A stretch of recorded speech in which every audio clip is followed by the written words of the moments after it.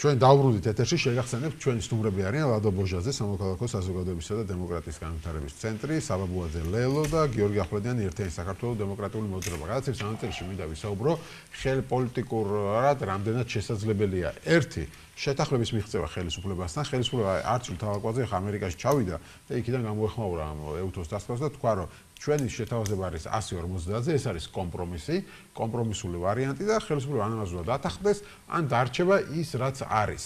ეს არის საბოლოო ვარიანტი. მოდი საბაზგან დავიწყებ, თქვენ რას ფიქრობთ, რა მექანიზმები გაქვთ, რომ ხელისუფლებას აიძულოთ, რომ წავიდეს დათმობაზე. ხელისუფლება ამბობს, რომ ჩვენ ამის იქით დათმობაზე არ წავალთ.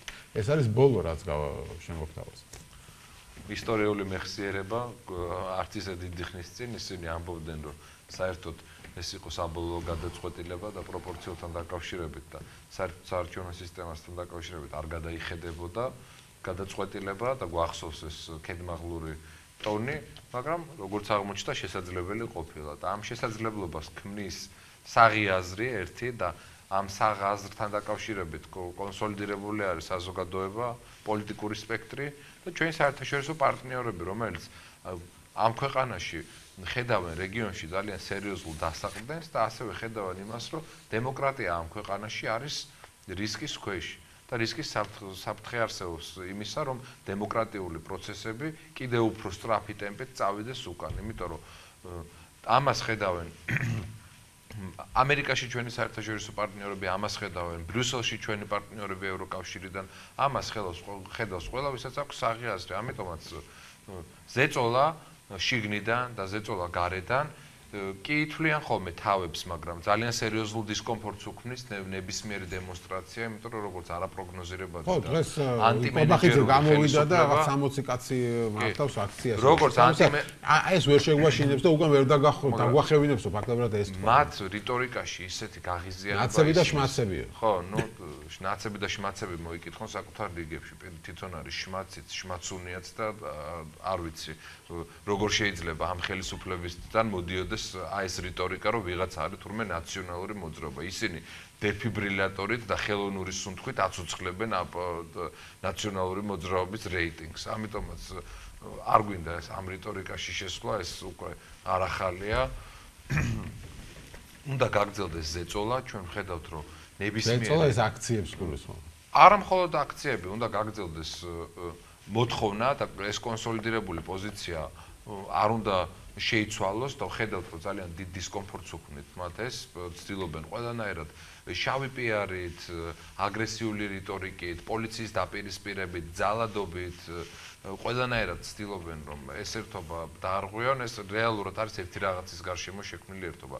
სამართლიანი არჩევნები. სამართლიანი არჩევნები არის ამ ქვეყნის განვითარების მთავარი, ასე ვთქვათ, კი ბატონო. ფაქტორი. თუ არ იქნება სამართლიანი არჩევნები, ამ ქვეყანაში განვითარებაზე საუბარი შეუძლებელი არის. რამდენად შეიძლება 150-ზე იყოს კომპრომისი? ხო, რაც შეეხება კომპრომისს, ხელისუფლება ერთი რამე კარგად უნდა ესმოდეს. ანუ მაყურებლებს აუხსნა დღეს 73 მაჟორიტარია და ამბობენ, რომ 50-მდე შევამცირებთ. ხო, ანუ ხელისუფლება გვეუბნება, რომ ეხლა თუ არისო 77-იო პროპორციული ნაწილიო, მეო 23-ით გავსდიო მასო და იქნება 100 პროპორციული. მაჟორიტარს შევამცირებ და პროპორციულად გავსდი. არ უნდა დაგვავიწყდეს ერთი რამ.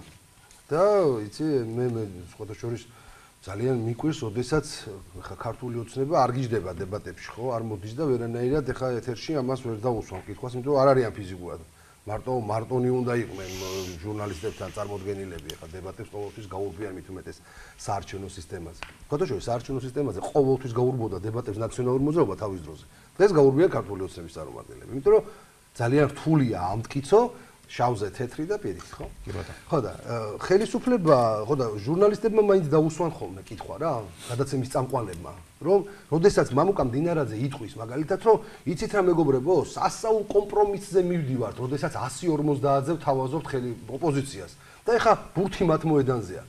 უკაცრავად რომელ კომპრომისზეა საუბარი, როდესაც ხელისუფლება ვთავაზობს, რომ 150-ის პარალელურად ოპოზიცია უნდა დათანხმდეს 2024-ში კონსტიტუციაში რო გვიწერია უკვე რომ საარჩევნო სისტემა პროპორციულია და 150-ვე პროპორციული სისტემით აირჩევა, თურმე ისიც უნდა შევცვალოთ საკუთარი ხელით და ვთქვათ რომ 150-ზე იყოს სამარადჟამოდ. აი რანაირი კომპრომისი არის ეხლა ეს ამიხსნას 2024 წელსაც აუარესებთ. ანუ 2024-ში გამიუარესე მდგომარეობაო, ანუ შენთვის გაიუარესე მდგომარეობაო და ეხლა დათანხმდი 150-ზე, მაშინ როდესაც მე თვითონ 150-ე პროპორციულს თავაზობდიო. და კომპრომისი უძახის ამას. კომპრომისი რა არის? მოდი აღვხსნათ კომპრომისი არის, როდესაც კომპრომისი არის დათმობა, ხო? როდესაც მე გთხოვ რაღაცას შენ დამითმობ რაღაცანაძეს და მეც მეუბნები რომ მოდი ხა შენს დათმე რაღაცა და სადღაც შუალედურში მივიდეთ, ხო? ეს არის კომპრომისით რაღაცა შუალედურზე შეთანხმება. მაგრამ როდესაც ახლა მე მოვდივარ და გეუბნები რომ უნდა გაგიუარესო მდგომარეობა და ეს არის ჩემი კომპრომისი თქო, ხომ მეტყვი რომ რანაირი კომპრომისი ეგ არის? ან სიტყვა არიცი წესიერად რას ნიშნავს, ან შინაარსობრივად არიცი, როგორ შეიძლება კომპრომისი იყოს მდგომარეობის გაუარესება. ამიტომ სანამ ქართული ოცნება არ მოხსნის იმ საკითხს, რომ ეს ყველაფერი უნდა იყოს სამარადჟამოდ თურმე და 2024-ში უნდა გავანადგუროთ ის კონსტიტუციაში ჩაწერილი 150-ე პროპორციული რაც წერია. და სანამ არ იტყვის, რომ ელემენტარულად ჩვენ ახლა მოდით და დავждეთ და ვიმსჯელოთ მხოლოდ და მხოლოდ ერთჯერადად 2020-ზე, ხო? სადაც შეიძლება კომპრომისების მეშვეობით მოიძებნოს ისეთი შეფარდება პროპორციული და მაჟორიტარული ნაწილის, რომელიც მაქსიმალურად შესაძლებლობებიდან გამომდინარე, მაქსიმალურად იქნება, რომელშიც ასახული იქნება მაქსიმალური სამართლიანობის, ასე ვთქვათ, მარცვალი, ხო? ეს შეიძლება იყოს 120-ზე, 120-ზე დათანხმდები თქვენ.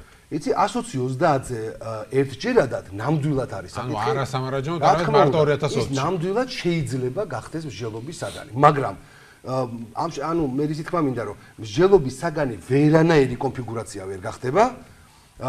თუ იქ იქნება არა მარტო 2020, არამედ 2024 და სამარაჯამოდ რაღაც ცვლილებების შეტანა, ხო? ასეთი რამე შეიძლება მხოლოდ და მხოლოდ 150-ე პროპორციულზე შევთანხმდეთ. კი ბატონო. მაგრამ თუ იქ იქნება საუბარი რომ რაღაცა კომპონენტი მაჟორიტარულის უნდა დარჩეს და პროპორციულის უნდა გაიზარდოს და ამაზე უნდა შევთანხმდეთ, ამაზე ლაპარაკი შეიძლება მხოლოდ მას შემდეგ, რაც ჩვენ იმაზე შევთანხმდებით, რომ ეს უნდა იყოს ერთჯერადად. აი ამ შემთხვევაში, კი ბატონო, ერთჯერადად გავიგებდი რომ ქართული ოცნება ამბობს რომ აი მე ერთჯერადად 2020-ში გთავაზობთ 23 მაჟორიტარით მეტს. აი ამ კომპრომისზე მოვდივარ. შემდეგ უკვე ოპოზიცია თავის ინიციატივას წარადგენდა, მაგრამ როდესაც ხელისუფლება გვეუბნება რომ ამის სანაცვლოდ ის უნდა გამოუქმებინოთო 2024-ის მაჟორიტარული პროპორციული არჩევნები. ნუ გამორიცხულია რამე ინიციატივა ამ კონკრეტულ სიტუაციაში ოპოზიცია. მოდი ლადოს მოусვათ. ლადო, რამდენად არის გონივრული ეს ხელისუფლების შეთავაზება? დაუბრუნდები იმას, სადაც ბატონმა გიორგიმ დაიწყო საუბარი, რა თქმა უნდა, თუ ჩვენ განვიხილავთ ამას მხოლოდ ერთჯერად ვარიანტს, ეს არის კომპრომისული ვარიანტი, ხო? იმიტომ რომ რატო არ უნდა ოპოზიციას ერთმანდატიანი მაჟორიტარული ოლქები, თუნდაც 73 იყოს, სწორედ იმიტომ რომ რეალურად არსებობს შანსი იმისა, რომ თუ პირველი ტურის შემთხვევაში არა, მეორე ტურში 73 მანდატი პოტენციურად წაიღოს ხელისუფლებამ. ხო, ამას ვეძახით სწორედ მაჟორიტარულის ნაწილში უსამართლოს როგორც ასეთ სისტემას, ხო? აქედან გამომდინარე, თუ ჩვენ ჩავთვლით, რომ ისინი 50-ზე ჩამოდიან და საუბარია იმაზე, რომ თვითონვე ამბობენ უარს პოტენციურად ჩვენ 23 მანდატის წაღებაზე, ეს 23 მანდატი პირიქით გადანაწილდება პროპორციულზე და იმ 23-დანაც რაღაცა წილს, რა თქმა უნდა, ოპოზიცია წაიღებს იმ ხარდაჭერის შესაბამისად, რასაც ისინი მიიღებენ, ეს შეგვიძლია განვიხილოთ. თუმცა ძალიან საინტერესო შეთავაზება შეიძლება იყოს ის, რომ ბარიერი იცით თქვენ რო გვიწერია 3% ერთჯერადად, საერთოდ გავაუქმოთ ბარიერი, ხო, დავტოვოთ ბუნებრივია 1%-იანი ბარიერი და ესეც მეორე ოპოზიციური პარტიისთვის შეიძლება შანსი იყოს მოხდეს პარლამენტში მიუხედავად იმისა, რომ მაჟორიტარული მანდატი შეიძლება ვერ აიღოს და ყველაზე მთავარი ჩვენ კონსტიტუციის გადასინჯვის წესი. ქართული ოცნება რაზეც არ უნდა დაეთანხოს ოპოზიცია ან არ დაეთანხოს დამოუკიდებლად დავსრულებას ვერ განახორციელებს. ამიტომ ოპოზიციას აქვს ასეთი ვარიანტი. და თუ უნდა პრინციპულად თუ თავად 150-ი არ არის მიუღებელი და მიუღებელია 24-ში და მერე რა მიცვლილება, დაეთანხმეთ და დაუჭირეთ ხარი 101 ხმით და 102-ით და 103-ით, რაც გამო 2/13 და ძალაში შეცვლილება ვერ შევა, მაგრამ სანამ ახალი პარლამენტი არ შეიკრიბება და იგივე გადაწყვეტილებას მომავალი პარლამენტი არ მიიღებს და ნუ მისევდა 114 ხმას 115-ო დღესვე შევიდით. გადააგდეთო ხელისუფლება, მოკლედ ამას გეუბნება. ხელისუფლება გადამოგვდა. ამიტომ მოატყუეთ. პრინციპული რა არის 100-150 არ მოგწონთ თუ ის რომ მერე კიდე რაღაცა პერსპექტივას გვიკარგავს, ხო ამიტომ? არა, 2024-ზე საუბარი არც არის.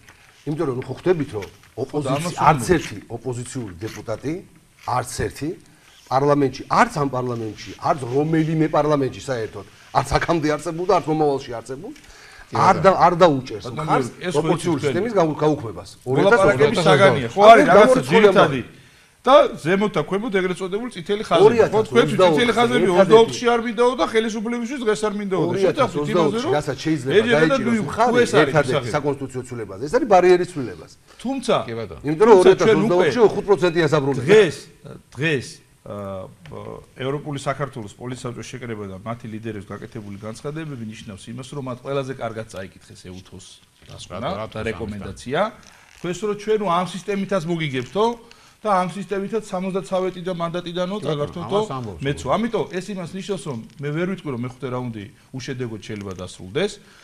მაგრამ ის წინაპირობები, რაც დამოაყენა ხელისუფლებამ, ის შეთავაზება, რომ შეიძლება ოპოზიციას კონდეს მაჯორიტეტი სამაგერო დაუშვათ. იმაზე მეთანხმები, 2020-ში შეეხებოდეს ცვლილება და არა 2020-ში. კი, ამაში გეთანხმება. ვერ შეეხება თქო, ვერც ერთ შემთხვევაში თუ ოპოზიცია არ დათანხმდა, ამას თავად ხო და ხელისუფლება თუ კომპრომისულ ვარიანტს ბაბადიან ხო და ხელისუფლება თუ გაჭედა, რომ არა 2024-ის უნდა შემოწმევინოთ, მაშინ ჩვენ ახლა ქვავაგდოთ ამაში. კიდევ ერთი საკითხი, რომელიც მოვასწრო, ორივე მექანიზმი, 2/3 იქნება თუ 3/4 ახლა არის ოპოზიციის ხელში, მისი საპარლამენტო წარმომადგენლობის ხელში და არა ხელისუფლების მესამე. კიდევ ერთი საკითხი, რომელიც უნდა მოვასწრო, ეს არის რაც ლადო მახსენე ოპოზიცია ამბობს, რომ ამ სისტემაშიც მოვიგებთ.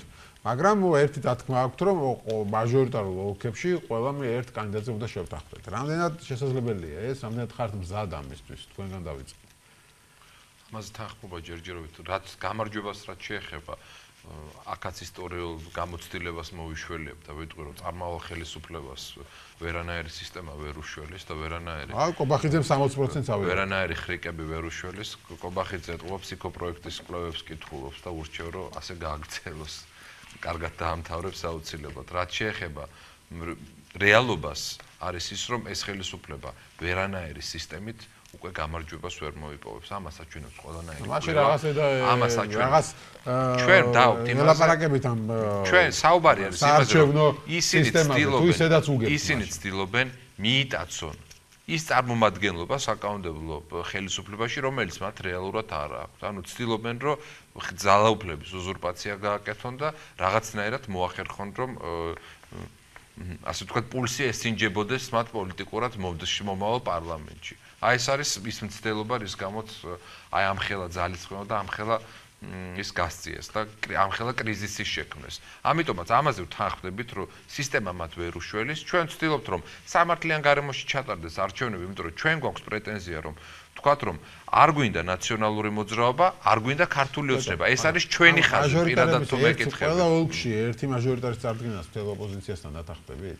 იცით, ამაზე ეს მსჯელობის საგანი არის, მსჯელობის საგანი არის, ამაზე ადრე არის საუბარი, თუმცა ჩვენს პოლიტიკურ იდენტობასთან ეს ამ ეტაპზე ძალიან რთულად წარმოსადგენი არის, იმიტომ რომ ჩვენი გაცხადებული პოლიტიკური კურსი არის არც ოცნება, არც ნაციონალური მოძრაობა. ამიტომაც ეხა სისტემაზე რა თქმა უნდა ერთიანობა არის და სამართლიან სისტემაზე. სხვა აქამდე ჩვენი მხრიდან ყოველ შემთხვევაში არანაირი მოლოდინი საზოგადოებისთვის შექმნილი არ ყოფილა. ჩვენ პირდაპირ ვამბობთ, რომ თანამშრომლობთ მხოლოდ და მხოლოდ აი ამ კონკრეტულ საარჩევნო სისტემასთან დაკავშირებით, რაც შეეხება ეხა მომდევნო თანამშრომლობის ტიპებს, ეს გადასაწყვეტი არის და კონსულტაციების შედეგია. თუმცა მე ჩვენი ხაზიდან გამომდინარე ვფიქრობ, რომ რთული იქნება ეს, რთული იქნება. რა თქმა უნდა, ეხა მომენტს ქმნის პოლიტიკური მოცემულობა, ხო და გადაწყვეტილებას ქმნის პოლიტიკური მოცემულობა. ხელისუფლებაც მაგის იმედად არის, ოპოზიცია ვერ შეძლებს ძალიან ნაკლებად შესაძლებელი არის, იმიტომ რომ ჩვენ გვაქვს ჩვენი ხაზი და ჩვენი ხაზი გადის ძალიან კარგად. ხელისუფლების დისკურსზე დაასხა. ხელისუფლებას აქვს ეს რაღაც გაურკვეველი რიტორიკა და ცდილობენ რომ ყველა ერთ ქვაბში მოხარშონ. ყველა ერთ ქვაბში ვერ მოიხარშება, განსაკუთრებით ლელო ვერ მოიხარშება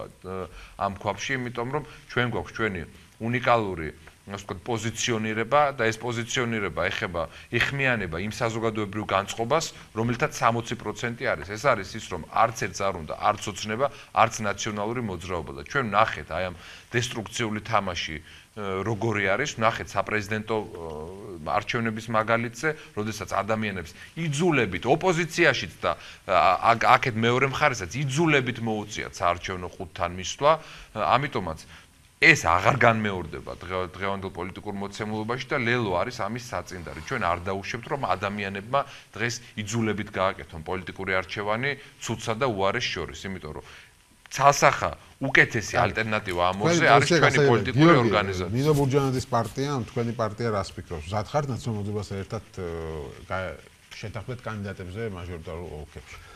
როგორც მე საერთოდ წინააღმდეგი ვარ და აი ეს საზოგადოებაში ესეთი გადაჭარბებული მოლოდინების შექმნის, როგორიც არის, იცით რა, ეხლა ჩვენ სულ არ გვაინტერესებს არავითარი საარჩევნო სისტემა და ჩვენ მაინც დავანგრევთ და მაინც მოუგებთ და მაინც გავანადგურებთ და ეს გასაგებია რომ არის პოლიტიკური განწყობის დემონსტრირება და გარკვეულწილად მუხტის აწევა საკუთარ ამომრჩეველში და მოსახლეობაში იმ განცდის გაჩენა რომ არ ჩამოყაროთ ხელები და არჩევნებზე მოდით და ხმამო გასაგებია ეს ყველაფერი ეს პოლიტიკური განცხადებები ჩვენ ახლა პოლიტიკური განცხადებებისათვის აქ არა ვართ ამ მომენტში ჩვენ რაღაც ტექნიკურ საკითხებზე ვსჯელობთ ხო და ასეთ დროს უბრალოდ იმაზე საუბარი რომ ეხლა არ გვაინტერესებს საარჩევნო სისტემა რასაც თქვა დღეს ზოგიერთი პარტია ამბობდა მაინც სისტემა მაინც ყველა და ის სისტემით მოვიგებთ ხო ცოტა გადაჭარბებული მოლოდინი მგონია რომელიც არ მგონია სწორი იყოს საზოგადოებისათვის ასეთი მოლოდინების შექმნა რაც შეეხება ერთიან კანდიდატს ეს ჩვენ იცით რა მე უბრალოდ გამოვეხმაურებ მე ვთქვი რომ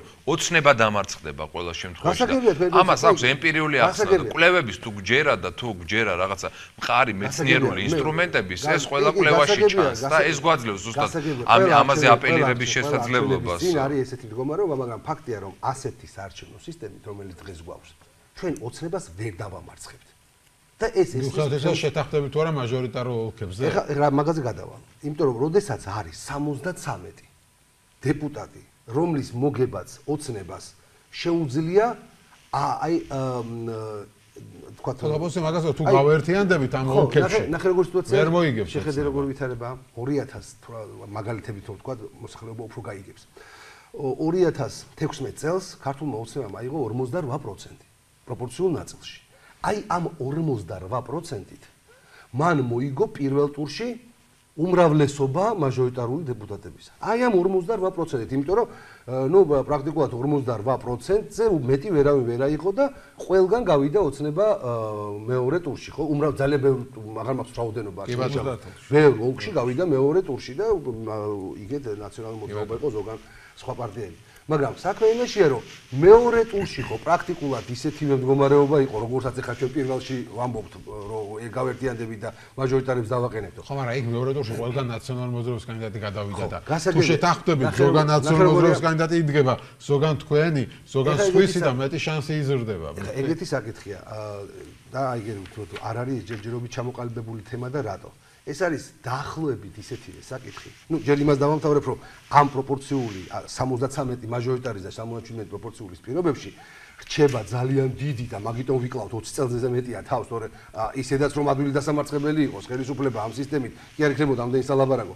უბრალოდ საუბარია სწორედ მაგაზე, რომ ამ სისტემით ყველანაირად ხელი ეწყობა მართლ ძალას, მისი ადმინისტრაციული რესურსის და ასე შემდეგ გამოყენებით, რომ მოიგოს დაუმსახურებლად, აიღოს ცოტა ხმები და აიღოს ბევრი მანდატები, რადგან აკეთებენ მოყოლებული 95 წლიდან, ხო?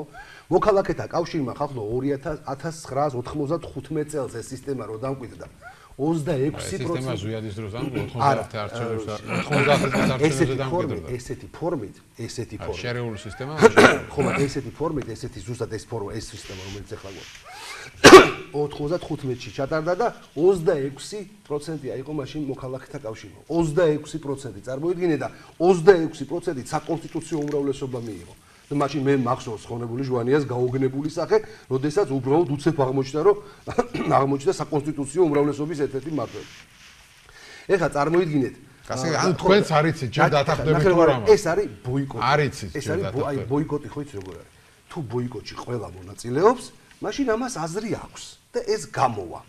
მაგრამ თუ ბოიკოტში არ მონაწილეობს ერთი თუ ლელო ვარ სიტყვის თქვენ მონაწილეობასაც აზრი არ აქვს. თუ მაგალითად ლელო ვარ სიტყვის კიდე ვიცით რომ რაღაცა რამდენიმე პარტია შეიძლება ვარი თქვას ხო? არ დავასახელებ ახლა ხო? რამდენიმე პარტია შეიძლება თავის კანდიდატები დააყენოს. ამას აქვს აზრი მხოლოდ იმ შემთხვევაში თუ იქნება ერთი ქართული ოცნების და ერთი დანარჩენი ოპოზიციის წარმომადგენელი. ანუ მეორე ტურს გადმოვიდათ პირველ ტურში. მაგრამ თუ იქ აღმოჩნდება რომ ერთმა რაღაცის გამო თქვა ვარი, მეორემ რაღაცის გამო, მესამე, მეოთხე, ანუ ეს შეთანხმება სავარაუდოდ ვერ შედგება. აზრს დაკარგავს. ამიტომაც ჯერჯერობით აი კონკრეტულად ამაზე ჩამოყალიბებული პასუხი თქვა ძნელია. ლადო, შენ რას ფიქრობ? თუ შედგება ესეთი ერთობა ყველასი, მაშინ აზრი აქვს და მაშინ მონაწილეობის მიღებას აზრი აქვს. თუ არა, მაშინ აზრი აქვს. გავიგე, ლადო. შენ რას ფიქრობ? მაინტერესებს კობახიძეს თუ ეთანხმები რომ 60%-ს აიღებენ. კი, ძალიან მოკლედ ვთქვი, პირველ რიგში მე ძალიან მინდა რომ მეხუთე რაუნდი გარკვეული შედეგი დასრულდეს და კომპრომისი შედგეს ხელისუფლებას და ოპოზიციას შორის, იმიტომ რომ ეს არის ძალიან ეს მოლაპარაკებების რაუნდს ხო? და რა შეიძლება იყოს ამის შედეგი? ეს შეიძლება იყოს ასეც არის საუბარი სწორედ 150-ზე, ხო? 120-ზე? ხო, არ ვიცი, შეიძლება 159-ზე იყოს, არ ვიცი, ამას მე ვნახავთ, მაგრამ თავარი რაც არის სალაპარაკო მაგიდასთან რაც კონსტიტუციის ცვლილებაც არ დაჭირდება. და ის ერთი ზუსტად ვიცით ვიც იქნება მაჟორიტარი. ვი. საინტერესოა ვი. მაგიდაზე რა დევს მე რა დევს 150-ზე, ხო? ამიტომ გაცვლა ის რაც კობახიძემ თქვა, მან თუ იგულისხმა პროპორციულ ნაწილში 60% ეს სხვა მოცემულობაა და ეს შეიძლება სწორედ საარჩევნო პიარად ჩავთვალოთ, ხო, რომ გააცილეროს თავის ამორჩეველი და თავის ხარდამჭერები შეაგულიანოს, მაგრამ თუ მან იგულისხმა 60% მანდატების, ეს სრულად რეალურია. თუ დარჩა 73-77-ზე, ხო, შენ მანდატებით ხო პროცენტებია. არა, პროცენტები. მე არ ვიცი. ხო, პროცენტი მაგას ნიშნავს, რომ 60% მანდატების იქნება ჩვენი არჩევნებში 60% ავიღებთ და კალაძე მერე დაამატა, რომ საკონსტიტუციო უმრავლესობასაც ავიღებთ.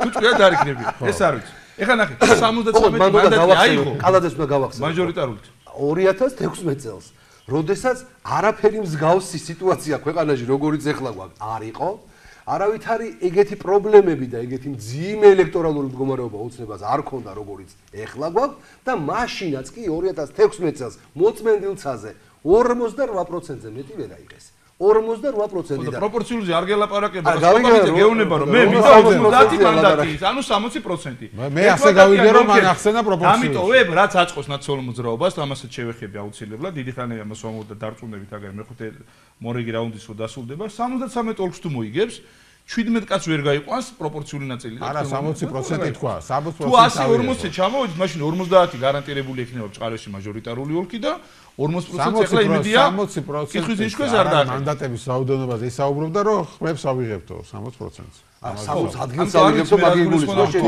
60%-ო მანდატები. თუ პროცენტი თქვა, პროპორციულ ნაწილში ხმებს ავიღებ, ეს არის არჩევნო კამპანიის ნაწილი და პიარი. კი ბატონო, მაგრამ თუ იგულისხმება რომ მანდატების 60% მექნება, ესეც სრულად რეალურია. უმრავლესობის რეალურია რომ დარჩება 73. ნახეთ, მიუხედავად ლელოს პოზიციისა, გიორგის პოზიციისა, სხვა პარტიების პოზიციისა, ვინ შეიძლება გაერთიანდეს? გაერთიანდებიან დაშლილი და გაშლილი ნაციონალური მოძრაობა, რომელიც ახლა გონია ჩვენ რომ გაერთიანებული ოპოზიცია ქვია, თორე ესენი არა დაშლილები და გაშლილები. ისევ გაერთიანდებიან. მაგრამ ეს შედეგი შეიძლება პირველ ტურში მაინც ვერ მოიტანოს. ამიტომ შეიძლება ოპოზიცია შეთანხმდეს იმაზე მინიმუმ რომ მეორე ტური ხო ბუნებრივად გამოყავს ის ყველაზე ძლიერი ოპოზიციური კანდიდატი, ვინც კონკრეტულ საარჩევნო ოლქში მიიღებს მეტხმას, ხო? და შეიძლება მასზე იმუშაონ უკვე მეორე ტურში. იმიტომ რომ მე ნაკლებად გონია პირობითად ნებისმიერი ოლქი, რომელსაც ბატონ გიორგის შეთავაზებენ, ნაციონალების მოძრაობას ხარდამჭერებს ხელი არა უკანკავდეთ ახვლედიანის შემოხაზვაზე. ანუ იმეს ხაზარაძის შემოსახაზად ან საბას შემოსახაზად, ხო? ოპოზიცია გაერთიანებულად ენდიაის კვლევების არ იყოს ჯამურად თუ ვიგებთო. ჯამურად იგებთ, მაგრამ ეს თქვენი ერთად იქნებით? ერთად შექმნით თავრობას, ვის კოალიციაზე ლაპარაკობენ? ამა დაუძახებენ კოალიციაში სააკაშვილი გონიათ? ან ლეიბორისტებს, ან ხაზარაძის ერთად შექმნიან, რა თქმა უნდა, არა, იმათ გათვლა აქვს თავის დანაშლ და განაყოფებზე. ამიტომ ეგ სტრატეგია მინახავს ჩვენ მეორე ტურში. მეორე ტურში თქვენმა ამორჩეველმა შეიძლება ნაციონალსაც მიცეს ხმა, იმიტომ რომ თქვენო ესენი ერთად ებრძვიან ოცნებას, მაგრამ მოწმენდილცაზე როგორც თქვენ გიორგი ბატონო აღმოჩნდეს რომ ნაციონალურ მოძრაობის შტაბში გიორგი მივა მაჟორიტარად მთელი ნაციონალები ახლა დაიგლიჟავენ ყველაფერს ახვლედიანისადმე გაიყვანო. არა არ მივახვლედიანი კაცი. ხო, არ გონია მე ასე იყო. მაგის ვათება. მაგას გულისხმობს შეთანხმება. ხო, შეთანხმება ხო ამას გულისხმობს. ან კუკავაზე იმუშაოს ვინმე, მან აუცილებლად მეორე ტურში საბა იყო სადმე კანდიდატი და გაგიჟდნენ ნაციონალურ ხარი დაუჭირონ. სხვა რამის მქონდა მეორე ტურში ჩვენ მეჯობა ეგრე მოხდეს. ნანახი რა, მეორე ტურში ნანახი გვაქვს ძალიან ბევრჯერ, ხო? რომ მეორე ტური თან ახლა 2016-ში ძალიან ბევრი მეორე ტური იყო. აქ სხვანაირად შეიძლება მოხდეს შეთანხმება, მაგალითად მოტივაცია რაღაც რეგიონებში ნაციონალებმა არ დააყენა. პირველი ტურის შემდეგ ეს ხო არ არის საპრეზიდენტო არჩევნები. როდესაც მეორე ტური არის გადამწყვეტი ბრძოლა, ხო, როგორც 2018-ში იყო მაგალითად. ეს არის საპარლამენტო არჩევნებს რეალურად პირველი ტური წყვეტს. საზოგადოებრივი განწყობები პირველ ტურში იყვნენ. მაგრამ მაჟორიტარული მეორე შედარებით. მაგრამ გამარჯვებული ზოგადად და უმრავლესი დეპუტატების მანდატი ვის აქვს, ეს უკვე პირველ ტურში არის გარკვეული. გამიგეთ? ძირითადად ასე ხდებოდა. შეიძლება რაღაცა მოხდეს, შეიცვალოს ისეთი არჩევნები იყოს 2.200.000 კაცი მივიდეს და სხვა კიდევაც აუცილებლად მე აგონია რომ ნაკლები მოვიდეს. მე პირველ ტურში ირკვევა უკვე ვინ არის გამარჯვებული, ვინ არის დამარცხებული. და მე უკვე საუბარი იმაზეა რომ იმ დამარცხებულს ყავდეს თუ არა ცოტათი მეტი დეპუტატი. გამიგეთ? რაც мотивация საზოგადოებაში შეთანხმებაზე როცა ვსაუბრობ მაჟორიტარების არ გადაწყვეტს თუ პირველმა მაჟორიტარებთან შეთანხმებაზე როცა ვსაუბრობ აუცილებელი არ არის რომ მაგალითად მართლაც რაღაც რომელიმე რაიონში სადაც დავუშვათ გიორგი თუ შეთანხმდებიან გიორგი სანიდა და დადგება იქ ნაციონალების შტაბში იაროს გიორგიმ და ეს იყოს მართლაც ერთიანი კანდიდატი აქ მარტივად შეიძლება შეთანხმება მარტივად შეიძლება შეთანხმება იმაზე რომ ერთიანი კანდიდატი კი არ დაერქვას არამედ უბრალოდ დააყენოს გიორგიმ და შეთანხმდნენ რომ იმ რაიონში ნაციონალური მოძრაობა არ დააყენებს კანდიდატს გიორგი კი არ გავა ნაციონალური მოძრაობის სახელით არამედ გავა ბურჯანაძის სახელით მაგრამ ნაციონალური მოძრაობა არ დაუკიდებს კონკურენტს გიორგი მე ამურჩევლიზე ვამბობ საბა გავა ლელოს სახელით მე ამურჩევლის განწყობაზე ვამბობ ნახეთ გიორგი მისი ოპოზიციური წარსულიდან გამომდინარე ჯერ კიდევ 2000 წლის პარლამენტში იყო ნაციონალური მოძრაობის ოპოზიცია და იცის ეს ყველა. თქვენ როგორ წარმოგიდგენიათ სააკაშვილის შეყვარებული და გადარჩეველმა გადაწყვეტა შემოხაზოს ხაზარაძის შემოხაზოს და ხელი არ აკვირდება. ეს ასე არ იქნება თქო ამას ვამბობ. აი საინტერესო არის მე ვინ საუბრობს ამაზე. ყენედგინა მეორე ტურებს დაელოდეთ. კი და რაზე ვისაუბროთ? აი ამ თემაზე ვინსაუბრობ დღის წესრიგში პირველი რიგის საკითხები არის გადასაწყვეტი და არა ამაზე საუბრობს ოპოზიცია და ამბობს რომ ჩვენ დავამარცხებთ თუ შევთანხმდებით ერთ ჯერჯერობით აი ამ ოპოზიციურ მაგიდაზე აქტიურად ამაზე მსჯელობა არ მიმდინარეობს ანუ ჯერ სხვა საკითხი არის გადასაწყვეტი და ეს საკითხი არის საარჩევნო სისტემა მოდი ჯერ ამაზე მივავყოთ ჩვენი ფოკუსი მე ვნახოთ იმიტომ რომ შეიძლება მე აბსოლუტურად ასე ვთქვათ დავაბნიოთ საზოგადოებას და ჩვენი თავებიც იმიტომ რომ დღეს სხვა საკითხი უნდა გადაწყდეს ჯერ და ეს არის ის თუ რა დათმობაზე წამოვიყვანთ ქართულ ოცნებას ესა ნახოთ მე მაქვს გარკვეულწილად იმის მოლოდინი რომ საერთაშორისო დიპლომატიური კორპუსის ძალიან აქტიური ჩართულობიდან გამომდინარე მოუწევს უკან დახევა ოცნებას მე ძალიან დიდი იმედი მაქვს რომ ეხლა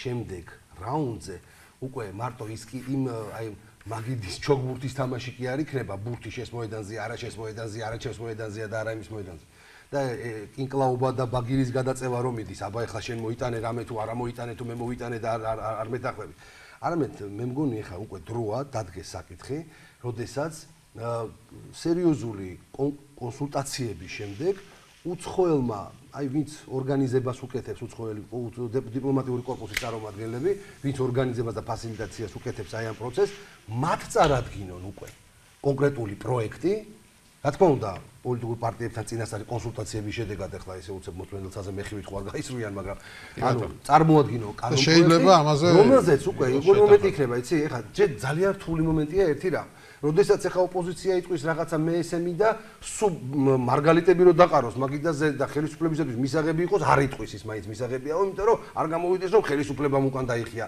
ხელისუფლება რომ რაღაც საუკეთესო კომპრომისზე წამოვიდეს ოპოზიციას გაუჭირდება იმის თქვა რომ რაღაცა კომპრომისი კი ბატონო დავთანხმდები ამ ინიციატივას ეგრევე ვიღაცა გამოხდება რახან დათანხმდა კოლაბორაციონისტიაო იტყვის ხო ამიტომ ყველაზე კარგი ვარიანტია გამოსავალი არის რომ ელჩება თვითონ წარმოადგენს ელჩება დააყენონ საკითხი არ ვიცი მე ასოციოს დაზე იქნება ბუნებრივი ბარიერით იქნება საარჩევნო კოდექსში საკითხები იქნება თავის რეკომენდაციები ამაზე რამდენად არსებობს ამაზე მზაობა ელჩება არა მგონია ეგ არ ვიცი მე მგონია რომ თქვენ ნახეთ ევუთოს დასკვნა და ამაზე ბევრს დავთ ხოლო შუალედური დასკვნა ჩამოვიდა ანუ არ წვადი არც შამპური ხო და აქცენტის გაკეთება სუვერენულია მე არ მგონია რომ ელჩებს რამე დოკუმენტი მომზადებული ქონეთ მე უბრალოდ ვფიქრობ როგორ არის ელჩებს ჭირდებათ ჰაერივი ჭირდებათ 50-ზე როგორც რამე შეთანხმება კი ყველა ჭირდება შეთანხმება ელჩებს კი არ ჭირდება ჩვენ ქვეყანა ჭირდება და ჩვენ ჭირდება პროექტია დაწამოწყებული მათი მხრიდან ხო 3 თვეა თუ 2 თვეა მიმდინარეობს მოლაპარაკებები და შესაბამისად პასუხისმგებლობა აღებული აქვს დიპლომატიურ კორპუსს ეს ხო არის რომელიმე ერთი კონკრეტული საერთაშორისო ორგანიზაცია რომელიც რაც მოლაპარაკებებს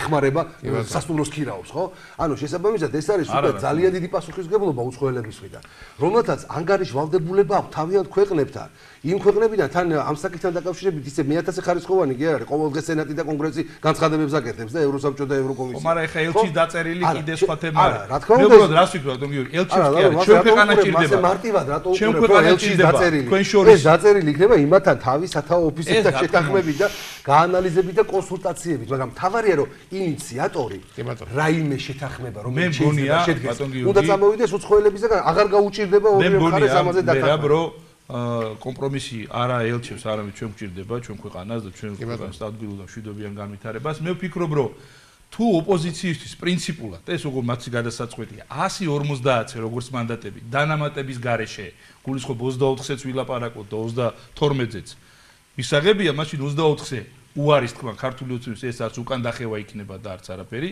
უფრო მეტი მათ შორის ბარიერის დაწევა დაუშვათ ბუნებრივი ბარიერები, ესეც არ გონია ვინმე ოპოზიციის მხრიდან. უკან დახევაც და რაღაცა იმას შეხტორო და სალაპარაკო არეალი გაჩნდება. ხო, ამიტომ დიალოგის წარმომადგენლებზე მე პირობითად მაგალითად მოცულმა შეთავაზებდი რომ 22-ზე საუბარს ამ ეტაპზე თავი დაანებოს და ერთჯერადი გამოსავალი მოძებნო და ასევე ოპოზიციის საპირწონედ რო არ გამოჩნდეს რომ არ იქა რაღაცა განსაკუთრებული იქნეს, იგივე 0%-იანი ბარიერი, ხო? ანუ 1%-იანი. კარგი, დიდი მადლობა, ჩვენ დროს გავაჩერეთ. კომპრომისი ჩვენ მჭირდება და ჩვენ მე არ ვაბრალ შეთანხმება მოხდება, მაგრამ სალაპარაკო სივრცე ნამდვილად გაჩნდება. რაღაცაზე შეიძლება დაიწყოს. ანუ ულაპარაკო და დავიშლებით ხოლმე რა.